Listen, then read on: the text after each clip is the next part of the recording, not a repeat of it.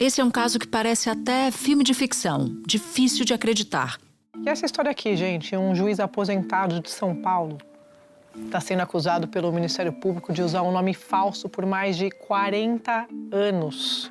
Isso mesmo. Uma farsa sem precedentes no judiciário paulista. José Eduardo Franco dos Reis tinha 22 anos em 1980, quando resolveu forjar uma nova identidade, segundo a investigação.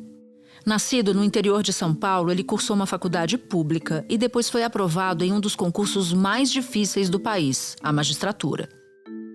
Para essa vida, José Eduardo não escolheu um nome qualquer, mas sim um nome que remete à nobreza. Com a palavra, os britânicos. Edward Albert Lancelot Dodd, Canterbury, Caterham, Wakefield. E é importante dizer que esse nome aqui foi completamente inventado, tá? Ele nunca pertenceu realmente a uma pessoa. Só que aqui no Brasil, esse nome está na assinatura de milhares de decisões judiciais. O juiz aposentado usou identidade falsa por mais de 40 anos. 20 desses anos, ele passou trabalhando na Justiça Paulista. Durante anos, Edward assinou sentenças, comandou audiências, deu ordens em nome da justiça. E ninguém, em nenhuma instância, percebeu que o homem por trás da toga era uma fraude. Depois de 44 anos, a fraude, enfim, foi descoberta pela polícia. O juiz foi denunciado e virou réu por falsidade ideológica e uso de documento falso. A história foi revelada em primeira mão pelo G1 e teve reação imediata da Justiça de São Paulo. Na sexta-feira, o Tribunal de Justiça suspendeu o pagamento da aposentadoria do juiz. Para quem viveu como um lorde, não combina sair pela porta dos fundos, e muito menos sem dinheiro.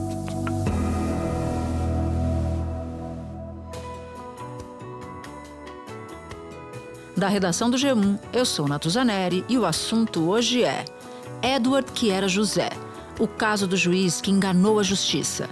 Eu converso com Reinaldo Turolo Júnior. Repórter do G1, Turolo foi quem primeiro revelou a história do magistrado que fingiu ser descendente da nobreza britânica por décadas, sem levantar qualquer suspeita. Sexta-feira, 11 de abril. Turolo, você foi o primeiro repórter a desvendar a denúncia contra um juiz que usou uma identidade falsa por mais de 40 anos. Como é que você descobriu essa história?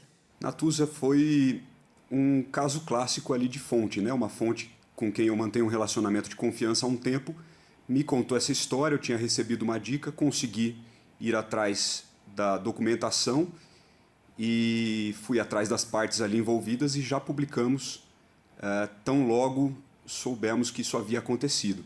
Então é um caso clássico, é aquela história, Natuza, que quando a gente bate o olho, a gente sabe que essa história jornalisticamente é relevante. A gente publicou em primeira mão no G1, né, no site do G1, aqui por Brasília, e foi instantâneo, né? Conforme essa matéria foi a público, já causou uma comoção e uma grande procura por informações. Então a gente publicou isso na quinta-feira, no dia 3 agora de abril. Roteiro de filme, né? 45 anos, então, que esse juiz aposentado usou documentos falsos. O que não está claro ainda para a promotoria é o que motivou esse juiz aposentado a usar esse nome, né, fictício e todas essas informações fictícias por tantos anos. Também como nenhum órgão de controle conseguiu chegar a essa informação, a esse cruzamento. Esse caso é um caso importante de um juiz, porque um juiz é alguém que tem que ter reputação ilibada, espera-se que um juiz haja sempre de acordo com a lei, né? Não minta, não tenha a sua reputação colocada em dúvida. E esse caso estava correndo em segredo de justiça. E no nível máximo de segredo que o Tribunal de Justiça de São Paulo consegue colocar. O que significa isso? Que ninguém conseguia, mesmo outros juízes e tal, ninguém estava conseguindo nem ver a existência desse processo no sistema do TJ, do Tribunal de Justiça. Isso começou a chamar a atenção de algumas pessoas e então, em nome do interesse público, essa fonte me passou a história tanto pelo interesse público quanto pela curiosidade, né? Essa história, ao mesmo tempo, ela é muito divertida, né? Porque o nome que ele cria são 7 nomes ingleses. Depois, algumas matérias até mostraram que eles são tirados da literatura, são tirados de clássicos, né, britânicos, do Reino Unido. A investigação aponta que, com imaginação e um documento falso, ele inventou que era descendente da aristocracia britânica e passou a se chamar por um nome pomposo como o de um lorde inglês. Edward Albert Lancelot Dodge Canterbury Caterham Wakefield. Virou uma grande piada, né? Então ela tem tudo que uma boa reportagem tem. Tem o interesse público e tem também o entretenimento, digamos assim. Total. E não é a primeira vez que você cobre histórias de fraude em documento, né? Não é, e essa história me gerou um interesse especial até em razão disso. Quando eu era repórter do jornal impresso ainda, eu trabalhava na Folha de São Paulo em 2013, eu já estava atento à facilidade que as pessoas têm para fazer falsificação de RG. E em 2013 eu publiquei uma matéria em que eu mesmo tirei RG em 9 estados e até um deles com o nome de um colega, né, apresentando uma certidão de nascimento em nome de outra pessoa. Então, na verdade, a matéria foi feita com esse intuito de mostrar como é que o nosso registro geral, o antigo RG, era frágil, né? Eu digo antigo porque hoje o governo criou a CIN, né, CIN, que é a Carteira de Identificação, Carteira de Identidade Nacional, tentando aí sanar pelo menos um pouco desse problema. E esse problema acontece porque não tem um banco nacional que reúne impressão digital de todo mundo que tem RG, de todo mundo que é identificado. Cada estado tem o seu banco e não tem ainda um banco nacional. Essa CIN, CIN, que o governo federal criou, hoje adota como número do RG o número do CPF, né? Então unifica-se os números no Brasil inteiro. Antes, cada pessoa que tirasse o RG em cada estado ganhava um número diferente. Hoje o número é o mesmo. Mas o problema do banco de dados de impressões digitais, ele continua. A outra dúvida que me ficou foi sobre o concurso público do juiz que fraudou a identidade. O concurso ele de fato fez. Ele fez, Natuza. O que o Ministério Público está dizendo nessa acusação, né, é uma acusação por 2 crimes, que é o crime de falsidade ideológica e também o crime de uso de documento falso. O que eles estão dizendo é que em 1980... Vou contar um pouquinho da cronologia, acho que fica mais fácil para quem está nos ouvindo entender a história. Essa pessoa, esse homem, nasce lá em 1958, na cidade de Águas da Prata, no interior de São Paulo. Quando é 1973, ele tira um RG verdadeiro, com o nome dele, ele tinha 15 anos na época. E quando é 1980, ele vai no Instituto de Identificação, que é um órgão da Polícia Civil, e solicita um RG em nome de outra pessoa, que é o Edward Albert. E é aí então que a fraude inicia. Em 1980 ele tinha 22 anos. Segundo a denúncia do Ministério Público, depois que ele conseguiu assumir essa identidade que ele criou, e eu digo ele criou porque ele não pegou um nome de uma pessoa que ele existia. Segundo as investigações, ele criou essa pessoa do zero. Não era um nome de terceiros do qual ele se apropriou. Então ele cria esse nome e a partir dali ele entra na USP, cursa Direito na USP, se forma em 1992. Em 1995 ele presta um concurso para ser juiz do Tribunal de Justiça de São Paulo, passa nesse concurso, assume, né, como juiz inicialmente ali da cidade de Limeira, no interior de São Paulo.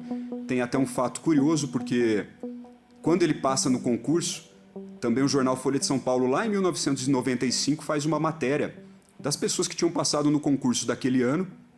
E uma das pessoas que o jornal ouve é ele, né? Dizendo que ele diz para o jornal, na entrevista, que ele era descendente de lords ingleses e que, inclusive, havia morado na Inglaterra por 25 anos, tinha estudado física e matemática e que o avô dele era um juiz inglês. Mas até ele faz uma observação, ele diz que o fato do juiz dele ser um neto de um juiz inglês em nada contribuiu para ele passar no exame, foi por mérito dele. Juízes que conviveram com ele dizem nos bastidores que Eduardo ajustou até o tom da própria voz para se passar por Edward. Falava português com um pouco de sotaque britânico. Me chama muita atenção como é que ele assume depois como juiz, né, quando ele passa lá no concurso em 95. Porque o concurso de juiz tem pelo menos em tese, uma pesquisa muito rígida de vida pregressa e de antecedentes, né? Inclusive criminais, eles levantam tudo da vida da pessoa para saber se ela está apta. Então, é curioso porque quando ele toma posse junto ao TJ de São Paulo, ele apresenta uma série de outros documentos também com dados falsos no nome do Edward. Por exemplo, carteira de trabalho, ele apresenta uma espécie de uma carteira de servidor do Ministério Público do Trabalho, então quer dizer, ele pode ter trabalhado ali antes, já com o nome de Edward. Ele apresenta título de eleitor, ele apresenta até certificado de reservista, né, que é de dispensa do Exército. Então ele falsificou uma série de documentos ao longo da vida. E o curioso é que a denúncia do Ministério Público só pode acusá-lo pelas falsificações e uso de documento falso mais recentes, que é de 2021 para cá, porque, segundo esses órgãos, o que foi para trás já está prescrito. E ele teria conseguido entrar na USP, na magistratura, teria conseguido ser juiz por tantos anos sendo José. Teria. Pelo menos é isso que a polícia acredita e o Ministério Público também.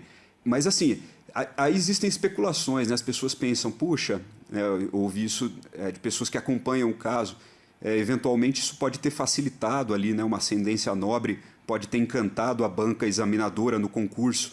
Isso são situações que as pessoas aventam, mas nessa altura do campeonato você já não tem mais como investigar ou apurar isso concretamente, né? Agora, o Tribunal de Justiça, na própria sexta-feira, um dia depois que a gente deu no G1 essa notícia, já suspendeu os pagamentos, né? Inclusive a aposentadoria para ele, para o juiz Edward, e nesta semana, no começo desta semana, instaurou um procedimento administrativo para apurar tudo isso. Inclusive, uma das questões ali deve ser apurar como é que ele enganou toda essa pesquisa de vida pregressa, né, de antecedentes. Em que momento da investigação, e aí eu já entro na investigação, se suspeitou que o Edward Wakefield era, na verdade, José Franco dos Reis? Em 2024, no dia 3 de outubro do ano passado, ele foi ao poupa-tempo da Sé, ali no centro de São Paulo, para renovar, né, para tirar uma nova via do RG em nome de Edward. Quando ele teve ali, então, as impressões digitais coletadas, esses dados foram passados para o banco de dados de impressões digitais da Polícia Civil de São Paulo, né, que fica ali no Instituto de Identificação, ali no centro de São Paulo também. Esse banco chama AFIS, em inglês, né, que é AFIS. Esse AFIS faz um cruzamento dessas impressões digitais e descobriu ali que existia mais de uma pessoa associada àquelas impressões digitais. Então, o sistema emitiu para a Polícia Civil um alerta dizendo, olha, tem suspeitas sobre essas impressões digitais. Quando isso acontece, o sistema do poupa-tempo trava e não consegue emitir o RG para a pessoa que solicitou. Então, ao mesmo tempo, a Polícia Civil recebe esse alerta e ela inicia um trabalho de verificar a documentação. E aí que foi legal, Natuza, porque eles foram lá e pegaram as duas certidões de nascimento que estavam associadas às pessoas que tinham aquela impressão digital, ao Edward e ao José Eduardo. E eles descobriram que a certidão do José Eduardo e a certidão do Edward tinham o mesmo número de registro no mesmo cartório da mesma cidade, que era Águas da Prata, no interior de São Paulo. Então eles já ficaram com a pulga atrás da orelha. Olha, além de ter impressão digital que aparenta ser idêntica, ainda tem mesmo registro de certidão de nascimento. Só o que mudava nas duas certidões era o nome. Uma estava com o nome verdadeiro, de José Eduardo Franco dos Reis, e a outra com o nome, segundo a investigação que foi criado, de Edward. Logo, ele falsificou a própria certidão.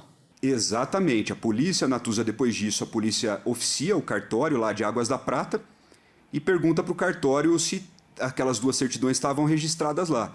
E o cartório respondeu que a do José Eduardo estava registrada lá, naquele número, naquele livro, mas a do Edward não existia registro. Então foi aí que a polícia descobriu que a identidade falsa era a do Edward. Até curioso, porque a principal hipótese aí dos investigadores é que essa fraude tenha sido relativamente simples, que ele tenha feito o seguinte, pegado realmente a certidão de nascimento verdadeira dele, que foi feita quando ele nasceu, ele fez uma espécie de cópia, um xerox na época, né? Foi lá na década de 80, fez um xerox, depois ele rasurou ali, cobriu o nome verdadeiro, colocou o nome falso e colocou o nome dos pais falsos. E o legal é que ele trocou também a data de nascimento, porque na verdadeira ele nasceu em 16 de março de 58 e na falsa, do Edward, ele nasce em 10 de março de 58. Então, quer dizer, ele ainda escolheu a data de nascimento. Espera um pouquinho que eu já volto para continuar minha conversa com Reinaldo Turolo Júnior. Agora, como é que ele consegue enganar todo mundo por 40 anos, Turolo? Ele não teve... Você disse o seguinte, que ele foi descoberto quando ele foi no poupa-tempo, que é um serviço do governo do estado para que as pessoas, os cidadãos, tirem documento rapidamente, com menos burocracia. E aí ele, na impressão digital, as autoridades viram, olha, não está batendo, o sistema trava, pronto. Mas essa será que foi a primeira vez que ele fez isso, que ele precisou fazer isso para ser descoberto? Como é que ele passa 40 anos enganando geral? Então, o que o Ministério Público diz, Natuza, é que antes os órgãos estatais, no caso o Instituto de Identificação da Polícia Civil, não estavam aparelhados para pegar uma fraude como essa. Esse negócio que o banco de dados fez, o WAFES, essa comparação das impressões digitais, só passou a ser feito para todas as pessoas que pedem RG no estado de São Paulo em 2014. Então é uma tecnologia relativamente recente. Você lembra que antes, quando a gente ia tirar RG, a gente sujava a ponta do dedo com a tinta preta, né? Para fazer aquela ficha de identificação civil. Hoje em dia não é mais assim, hoje é eletrônico. Você bota o dedo num vidro e esse vidro capta a sua impressão digital, transfere para um sistema eletronicamente. E aqui é um dado curioso, porque quando ele assume a identidade do Edward, ele não abandona totalmente a do José Eduardo. Ele passa esses 44 anos, de 80 a 2024, que é quando ele é descoberto, esses 44 anos com os documentos das duas personalidades ativos. O juiz ele tinha 2 RGs, 2 CPFs, 2 títulos de eleitor, e ele também tinha, em nome do Edward, passaporte, com o qual ele saiu do Brasil mais de uma vez. Ele tinha também carteira de trabalho, ele tinha também carteira de motorista, um carro registrado no nome do Edward. Então ele cometeu o crime ali de falsificação e falsidade ideológica e uso de documento falso várias vezes ao longo desse período, né? São documentos materialmente verdadeiros, porém formalmente falsos. Antigamente, essas informações só eram confirmadas se houvesse a necessidade de identificar alguém em determinado momento.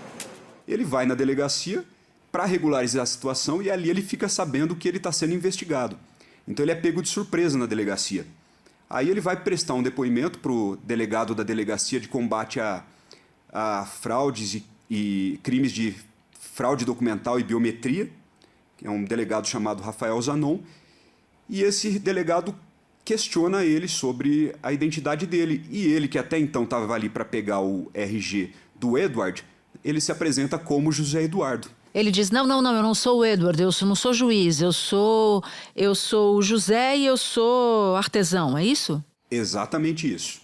Então ele diz que ele é José Eduardo, diz que é artesão, e aí ele conta uma história. Ele fala que ele descobriu, pouco depois que o pai dele morreu, ainda nos anos 80, que ele teve um irmão gêmeo, que ele tinha uma família muito simples, muito pobre no interior, e ele tem um irmão gêmeo que foi dado para adoção quando era criança, foi criado por uma família nobre, uma família inglesa, e ele descobriu que tinha esse irmão, fez contato com esse irmão já adulto, lá nos anos 80, e esse irmão é professor, não é juiz, segundo essa versão, e esse irmão estava passando uma temporada no Brasil e ele disse que foi no poupa-tempo para tirar o RG para esse irmão e não para ele, José Eduardo ali. E ele não tinha o irmão gêmeo, por óbvio. Ele não tinha, Natuza. Inclusive, os investigadores oficiaram vários órgãos do Reino Unido para saber se uma pessoa com esse nome de Edward Albert Lancelot Wakefield existia. E esses órgãos responderam que não tem ninguém lá com esse nome.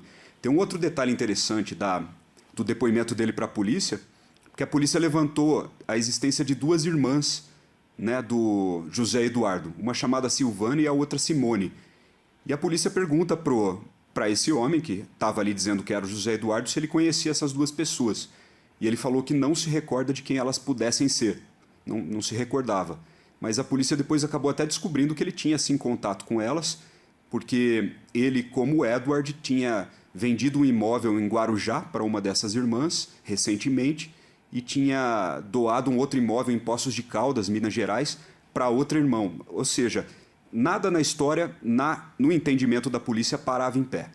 E você conseguiu falar com alguém que o conhecia para fazer sua reportagem? Você falou com algum familiar dele? Ele não tem filhos, então não foi possível procurar familiares mais próximos que pudessem ter um contato imediato ali com ele. E ele também não foi localizado, nem por mim e nem pelos próprios investigadores, porque depois que ele prestou esse depoimento na polícia que eu te contei, que ele falou que ele tem um irmão gêmeo, esse depoimento aconteceu no dia 2 de dezembro de 2024, faz pouco tempo, no final do ano passado. E depois disso a polícia começou a investigá-lo e tentou ir no endereço dele, que é um apartamento numa cobertura lá na Vila Mariana. E quando chegou lá, ele não estava. A polícia foi até o endereço registrado em nome de Edward, este prédio na Vila Mariana, em São Paulo. O porteiro disse aos investigadores que o ilustre morador se mudou no dia 5 de dezembro do ano passado, 3 dias depois do depoimento na delegacia. Se foi uma fuga, ainda não se sabe.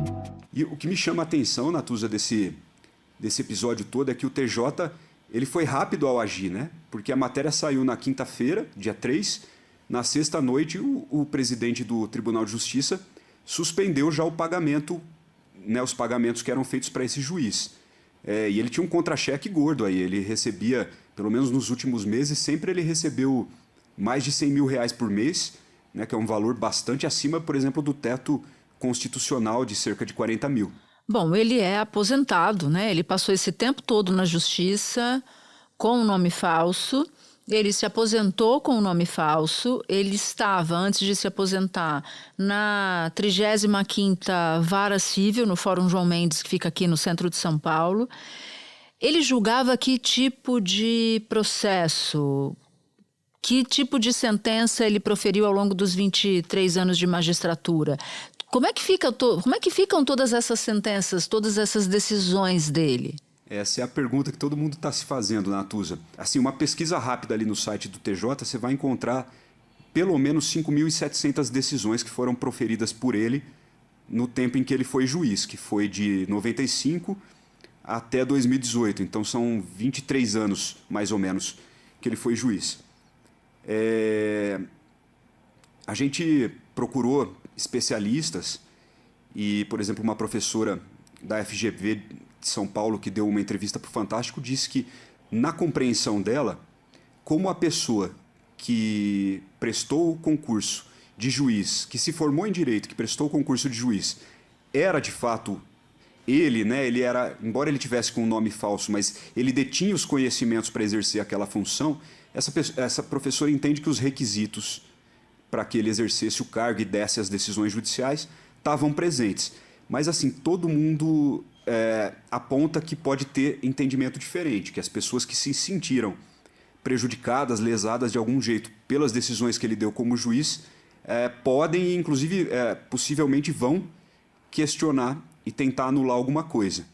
Materialmente, esse juiz, ele fez a faculdade, ele cursou a faculdade, foi aprovado, depois fez um concurso, né, enfim, uma prova para a magistratura, ele mesmo, né, com seus conhecimentos, e quando foi empossado, quando se tornou juiz, tem essa questão, né, de uma troca de nome, mas materialmente o conhecimento necessário, os requisitos necessários para o exercício do cargo, eles estão preenchidos, eles estão presentes. Ele julgava casos, por exemplo, de disputas entre consumidores e empresas. Ele julgava vários casos também relativos a suposto abuso de liberdade de expressão por parte de jornalistas, julgava questões de direito de família. Então ele atuava em varas cíveis. A vida toda dele foi atuando em varas cíveis, segundo colegas dele me disseram. Ele atuou em mais de um lugar no interior de São Paulo. Recentemente, no final da carreira, até abril de 2018, quando ele se aposentou, ele estava atuando ali no Fórum João Mendes, no centro de São Paulo, também numa vara cível.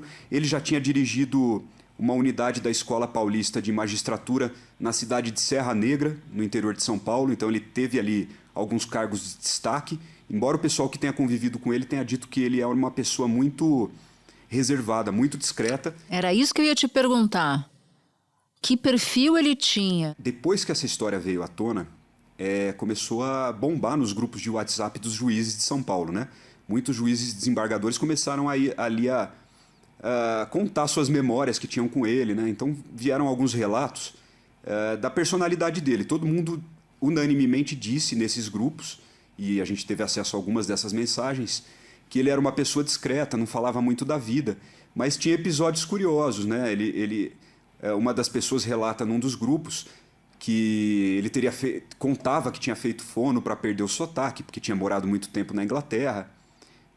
Também era uma pessoa que, segundo esses grupos de mensagens, gostava de tomar o chá das 5. Então ele tinha realmente hábitos de um lord inglês, como ele dizia ser. Trollo, Eu não sei o que te dizer sobre essa história, porque ela parece roteiro de filme. Aliás, daria um bom filme, imagino eu. Obrigada por ter nos contado. Parabéns por ter descoberto. E se tiver alguma novidade sobre o desdobramento deste caso, onde está José ou Edward, por favor, nos acione aqui no assunto. Espero voltar com essa informação, Natuza. Tô na torcida. Obrigado. Antes de terminar, um aviso. Eu vou tirar uma semaninha de folga e, por isso, entre os dias 14 e 22 de abril, quem vai apresentar o assunto é o meu colega Alan Severiano. Este foi o Assunto, podcast diário disponível no G1, no YouTube ou na sua plataforma de áudio preferida. Comigo na equipe do Assunto estão Mônica Mariotti, Amanda Polato, Sara Rezende, Luiz Felipe Silva, Thiago Kazuroski e Gabriel de Campos. Eu sou Natuza Neri e fico por aqui. Até o próximo assunto.